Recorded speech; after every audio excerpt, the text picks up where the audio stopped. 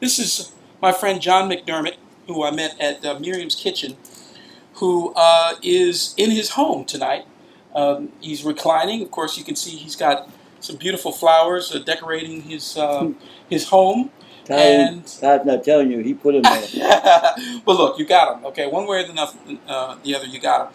John is very comfortable. He's got his pillow set up, and he's ready for a good night's sleep.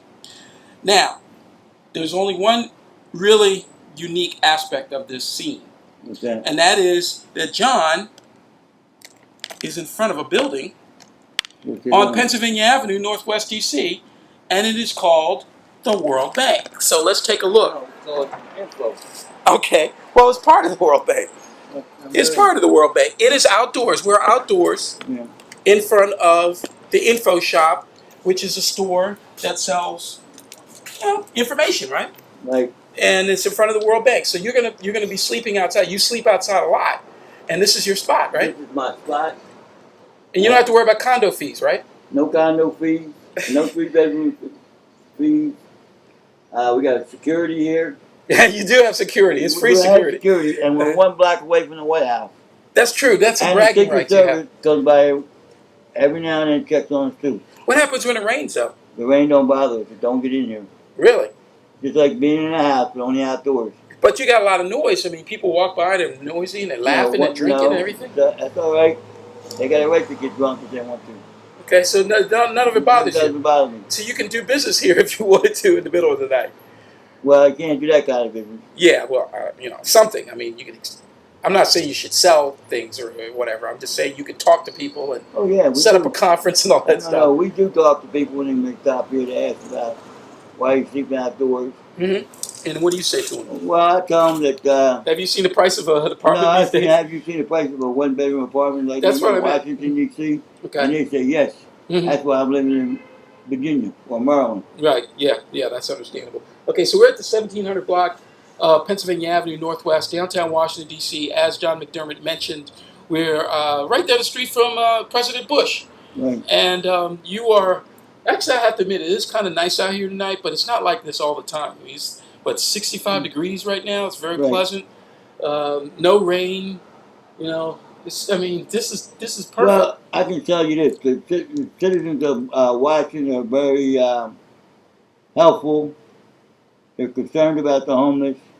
This blanket was given to us by a guy that works inside the info shop. He gave 3 of us these blankets, Jeez. And they're good to 20 degrees. And this year it hasn't got that low yet. Okay. And what do you do when it rains? I mean, if it's when it rains, the shelter covers us. The rain don't bother us. Yeah, but it looks pretty shallow. I don't see how that could be. Well, the rain. Well, if you look at it, if you're here, where your feet is right now, is where the rain stops at. Okay. Really? Okay. Yeah. So the rain don't get in here. I don't get wet. Huh.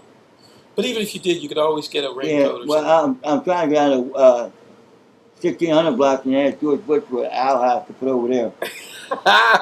We need that's true. We need an outhouse. That's one question I do have for you. Now, what do you do about well, there used to be an outhouse on H Street. A real outhouse. A real outhouse. Yeah. On the other building, 1800 block. Yeah. In the back of it. Yeah. But that was moved 2 days ago. Oh, really? So now we have to make do. We just have to hold on till 6 o'clock in the morning. And what go down to Pennsylvania Avenue. What if you have weak bladder? Well, that's the problem. Yeah. You end up with some mysterious smells the next day. Huh? Right. But I don't have that problem. Thank God for that. Thank goodness you don't have the problem right now. No. Okay, well, John McDermott is very vocal. I just want to let everyone know, if you haven't figured it out, he's very concerned about issues relating to what is referred to as homelessness.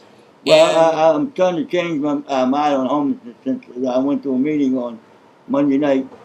Really? Yes, we're going to change it to our homeless friends. Really? What's that mean? Well, they're our friends, but they're homeless.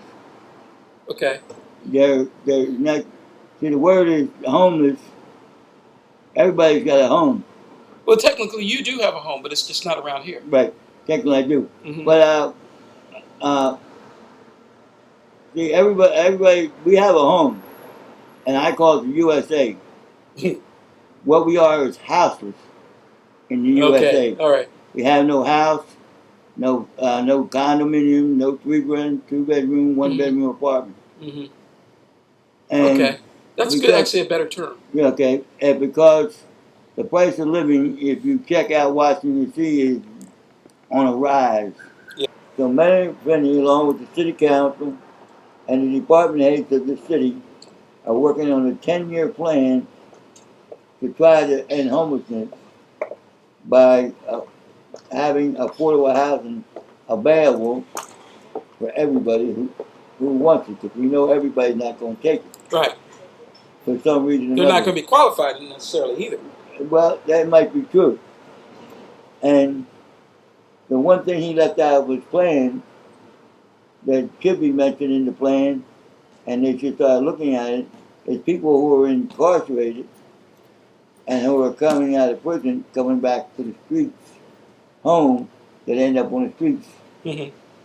And that's one of the things he left out.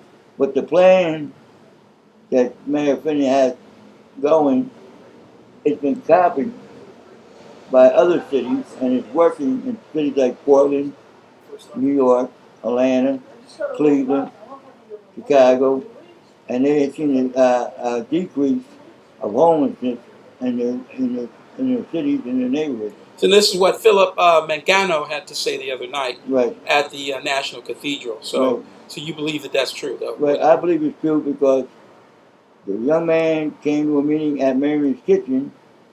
We had our first town hall meeting about Mayor Finney's vision and plan, and he said it's working in Cleveland, but not as fast as the city would like it to. Okay.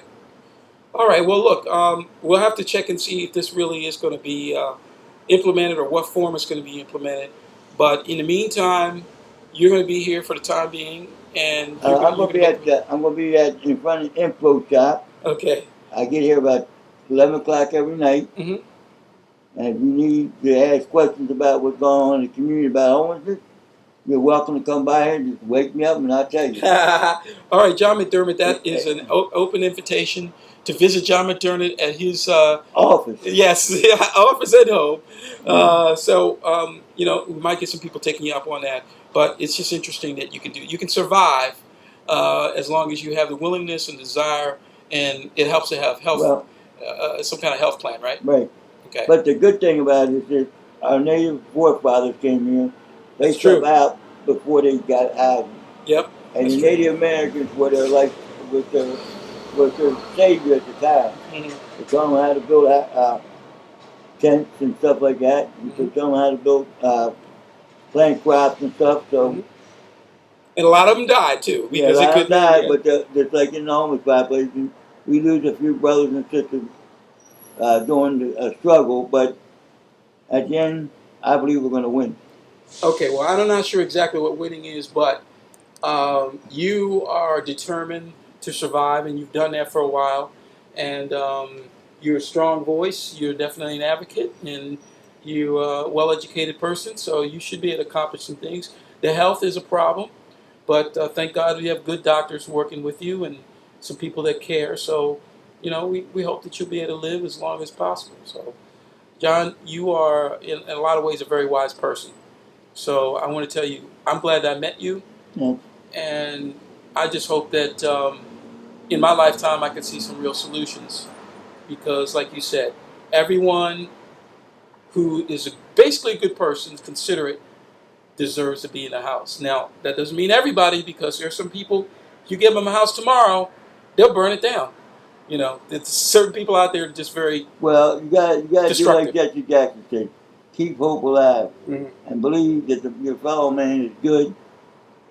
And if he makes a mistake, I hope it ain't burning down the house. No, but I hope it's a mistake that can be repaired. Yeah, that's true. Well, let's hope it isn't too bad. Okay, again, we just want to say thanks to John McDermott. 2 blocks down from the White House, President Bush is the current resident, and that's going to change in another year. And just want to say thank you for sharing your wisdom with us. And since you're not interested in my flowers, I'm going to take those home with me. Take them home. But I wish you a good night's sleep. Coming to you from Pennsylvania Avenue Northwest, downtown Washington, D.C., the center of the free world. And it might be the center of the free world, but we're not free in America. Oh, well, come on now. I don't know. We're still in bondage in some things. Okay, certain things. We'll have to debate that one some other time. But you are free to sleep here, so thank God for that. Thanks to the World Bank and the security people gave us permission to sleep here. Okay, well, enjoy it.